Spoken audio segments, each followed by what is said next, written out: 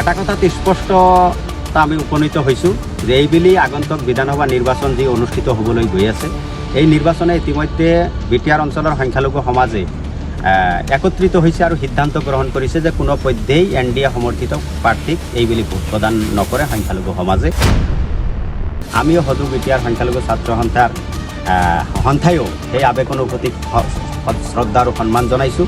এইবেলি কোনো ধৰ্মীয় সংখ্যালঘু সমাজেই কোনো কালেই NDA সমৰ্থিত বিজেপিৰ প্ৰাৰ্থীক ভোটদান নকৰে, এই কথাটো ইতিমধ্যে নিশ্চিত হৈছে। হাগ্ৰাম মহিলাৰী ডাঙৰীয়াই বিটিআৰ অঞ্চলত নিৰ্বাচনৰ প্ৰাকখনত বিজেপিৰ ভয় দেখুৱাই সংখ্যালঘু সমাজৰ পৰা 80%তকৈ অধিক ভোট লোৱাৰ পিছত তেখেতসকলে 28গৰাকীকে পাৰিষদ নিৰ্বাচিত কৰিবলৈ সক্ষম হৈছিল। সংখ্যালঘু সমাজে সহজ সৰল সংখ্যালঘু সমাজে তেওঁৰ চলাহীকতাত ভুল গ'লে, কিন্তু আমি পিছ মুহূৰ্ততে দেখিছোঁ তেখেতে এক ৰাতিৰ ভিতৰতেই পাভলুটি মাৰি বিজেপি আৰু NDAত চামিল হ'ল। গতিকে NDA আৰু বিজেপিত চামিল হোৱাৰ পিছত সংখ্যালঘু সমাজখনে যথেষ্ট কষ্ট পাইছে। হয়, আজি সদৌ বিটিআৰ সংখ্যালঘু ছাত্ৰ সন্থাৰ চিৰাং জিলা সমিতিৰ এখন বৰ্ধিত কাৰ্যনিৰ্বাহক সভা অনুষ্ঠিত হৈছিল চিৰাং দুৱাৰ গেষ্ট হাউচত। তো ইতিমধ্যে বিভিন্ন দিশ সাঙুৰি পেলাই চিৰাং জিলাৰ আলোচিত হৈছে। বৰ্তমান সমসাময়িক অসম তথা বিটিআৰ অঞ্চলৰ পৰিৱেশ পৰিস্থিতি, আগন্তুক বিধানসভা নিৰ্বাচন সম্পৰ্কেও জিলা সমিতিখনে বিস্তৃতভাৱে আলোচনা কৰিছে। এটা কথাত স্পষ্ট আমি উপনীত হৈছোঁ যে এইবেলি আগন্তুক বিধানসভা নিৰ্বাচন যি অনুষ্ঠিত হ'বলৈ গৈ আছে, এই নিৰ্বাচনে ইতিমধ্যে বিটিআৰ অঞ্চলৰ সংখ্যালঘু সমাজে একত্ৰিত হৈছে আৰু সিদ্ধান্ত গ্ৰহণ কৰিছে যে কোনো পধ্যেই NDA সমৰ্থিত প্ৰাৰ্থীক এইবেলি ভোট প্ৰদান নকৰে সংখ্যালঘু সমাজে। আৰু সংখ্যালঘু সমাজৰ এই আৱেগ অনুভূতিৰ প্ৰতি সন্মান জনাই আমিও সদৌ বিটিআৰ সংখ্যালঘু ছাত্ৰ সন্থায়ো সেই আৱেগ অনুভূতিক শ্ৰদ্ধা আৰু সন্মান জনাইছোঁ। এইবেলি কোনো ধৰ্মীয় সংখ্যালঘু সমাজেই কোনো কালেই NDA সমৰ্থিত বিজেপিৰ প্ৰাৰ্থীক ভোটদান নকৰে, এই কথাটো ইতিমধ্যে নিশ্চিত হৈছে। কাৰণ কোনো সৰ্বসাধাৰণ ৰাইজ বা কোনো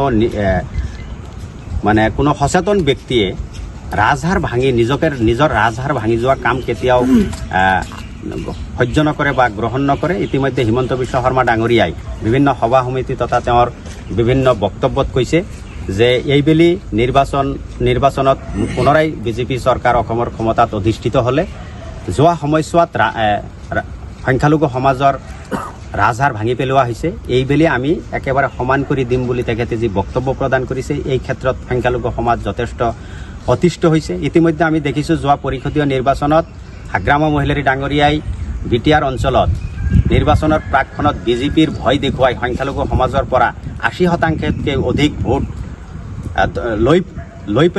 লোৱাৰ পিছত তেখেতসকলে 28গৰাকীকে পাৰিষদ নিৰ্বাচিত কৰিবলৈ সক্ষম হৈছিল। সংখ্যালঘু সমাজে সহজ সৰল সংখ্যালঘু সমাজে তেওঁৰ চলাহীকতাত ভুল গ'লে, কিন্তু আমি পিছ মুহূৰ্ততে দেখিছোঁ তেখেতে এক ৰাতিৰ ভিতৰতেই পাভলুটি মাৰি বিজেপি আৰু NDAত চামিল হ'ল। গতিকে NDA আৰু বিজেপিত চামিল হোৱাৰ পিছত সংখ্যালঘু সমাজখনে যথেষ্ট কষ্ট পাইছে আৰু দুখ অনুভৱ কৰিছে। এইবেলি নিৰ্বাচনত তেখেতে অৰূপ কুমাৰ দে, বিশ্বজিৎ দৈমাৰী আদিক জিকোৱাৰ কাৰণে যিদৰে উঠি পৰি লাগিছে NDAৰ সমৰ্থিত কেণ্ডিডেটসমূহক, যি অৰূপ দে ডাঙৰীয়াই ইতিমধ্যে বক্তব্যত উল্লেখ কৰিছে যে অসমত মুছলমানৰ দাদাগিৰি নচলিব, যি অৰূপ দে বিভিন্ন সময়ত সাম্প্ৰদায়িক কথা বাৰ্তাবোৰ বিভিন্ন সময়ত কৈ থাকে, যি বিশ্বজিৎ দৈমাৰীয়ে যোৱা বিধানসভা পৰিচালনাৰ ক্ষেত্ৰত আমি তেওঁৰ সাম্প্ৰদায়িক চৰিত্ৰবোৰ আমি পৰিস্ফুট হোৱা দেখিলোঁ। সমান্তৰালভাৱে আজিৰ দিনত দেখিছোঁ হিমন্ত বিশ্ব শৰ্মা ডাঙৰীয়াক বচোৱাৰ কাৰণে ইতিমধ্যে হিমন্ত বিশ্ব শৰ্মাই উজনি মধ্য অসম নামনি অসমত যি সময়ত হলঠেকত পৰিছে, সেই সময়ত একমাত্ৰ BTCৰ যি 15টা বিধানসভা সমষ্টি আছে, এই সমষ্টিকেইটাই হিমন্ত বিশ্ব শৰ্মাৰ শেষ সম্বল। এই শেষ সম্বল এই সমষ্টিকেইটাত পুনৰাই অসমত মুখ্যমন্ত্ৰী পতাৰ কাৰণে হাগ্ৰাম মহিলাৰী কিন্তু উঠি পৰি লাগিছে। গতিকে এইবেলি সংখ্যালঘু সমাজে সিদ্ধান্ত গ্ৰহণ কৰিছে যে NDAৰ সমৰ্থিত প্ৰাৰ্থী, আজিকালি যিহেতু BPF নাই, হাগ্ৰাম মহিলাৰী নিজে কৈছে তেখেত বৰ্তমান NDA লৈ গুচি গ'ল, NDA হৈ গ'ল।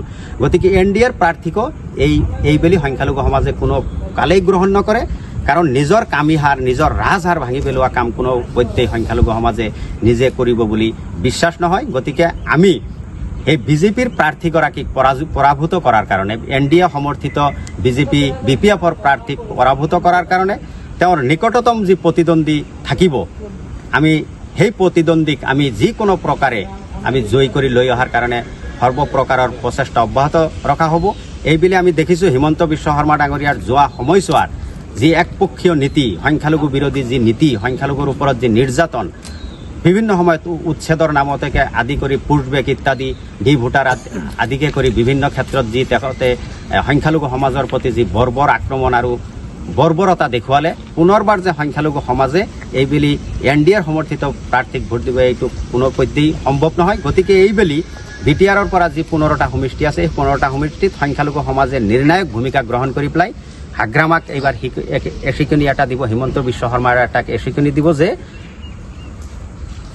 BTR অঞ্চলৰ ধৰ্মীয় সংখ্যালঘু সমাজখন হাগ্ৰামাৰ পকেটৰ সম্পত্তি নহয়। তেখেতে যিফালেই গতি কৰিব সংখ্যালঘু সমাজখনে যে সেইফালেই গতি কৰিব এইটো কেতিয়াও নহয়। তেখেতে সংখ্যালঘু সমাজৰ আৱেগৰ বিৰুদ্ধে অৱস্থান কৰিছে আৰু ধৰ্মীয় সংখ্যালঘু সমাজেও এইবুলি হাগ্ৰামা মহিলাক দেখুৱাই দিব যে সংখ্যালঘু সমাজৰ শক্তি কিমান, সংখ্যালঘু সমাজৰ সামৰ্থ্য কিমান। সংখ্যালঘু সমাজে ইতিমধ্যে কেইবাবাৰো ইয়াৰ প্ৰমাণ আৰু পৰীক্ষা দি থৈছে। ইতিমধ্যে হাগ্ৰামা মহিলাৰীৰ পৰা যেতিয়াই সংখ্যালঘু সমাজে মুখ ঘূৰাই লৈছিল, তেতিয়াই হাগ্ৰামা মহিলাৰীৰ কিন্তু ক্ষমতাৰ পৰা তেখেতে অপসাৰণ হ'ব লগা হৈছিল। যোৱা BTC নিৰ্বাচনত যেতিয়া হাগ্ৰামা মহিলাৰীৰ পক্ষে মুছলমান সমাজে আকৌ অৱস্থান গ্ৰহণ কৰিলে, তেখেতে কিন্তু ক্ষমতা দখল কৰিবলৈ সক্ষম হৈছিল। গতিকে এইবেলি সংখ্যালঘু সমাজ সম্পূৰ্ণভাৱে হাগ্ৰামাক পিঠি দিব, এই কথাটো নিশ্চিত।